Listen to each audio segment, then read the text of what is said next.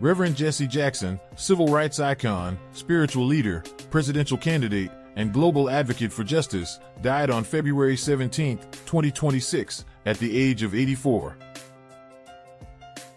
Jackson was born Jesse Louis Burns in 1941 in Greenville, South Carolina, to 16-year-old Helen Burns and her married neighbor, Noah L. Robinson.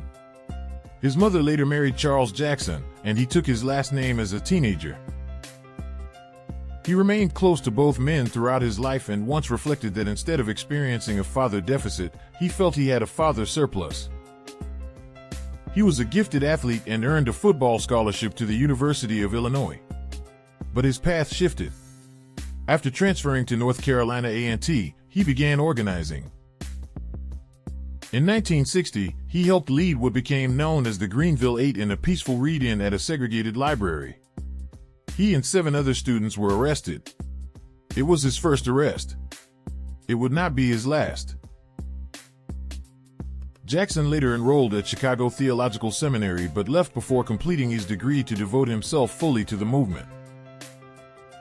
In Selma, he met Dr. Martin Luther King Jr. and soon began working alongside him.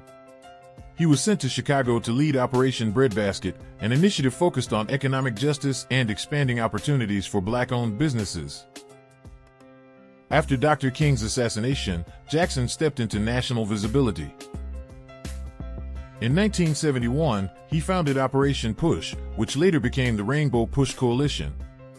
Through it, he advocated for voting rights, economic justice, and D.C. statehood long before those conversations became mainstream.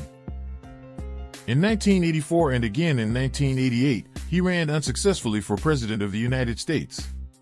His campaigns expanded Black political participation and reshaped the Democratic primary process.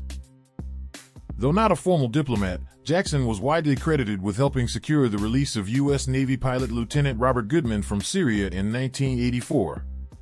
He also played roles in negotiations involving American hostages in Syria, detainees in Cuba, prisoners in Iraq, and hostages during the Kosovo conflict. In 2000, he received the Presidential Medal of Freedom. His life was not without controversy. Some civil rights leaders believed he was overly media-focused and personalized movements too heavily around himself. In 2001, it became public that he had fathered a child outside his marriage. Ashley Jackson was born in 1999. He publicly acknowledged her and accepted responsibility. That period significantly affected his public reputation. Like most legacies, his is layered. One of the most enduring images of Reverend Jesse Jackson is his call-and-response recitation of "I Am Somebody."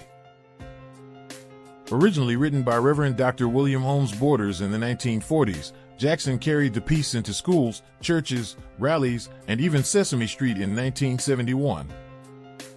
In it, you can see how he blended activism, empowerment, and cultural affirmation in a way that resonated across generations.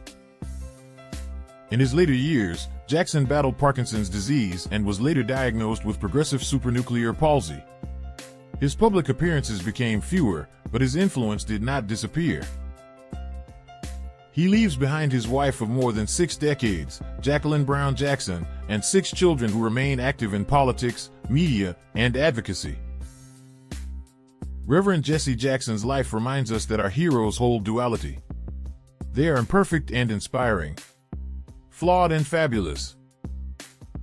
Subscribe to our YouTube channel for more Black History facts.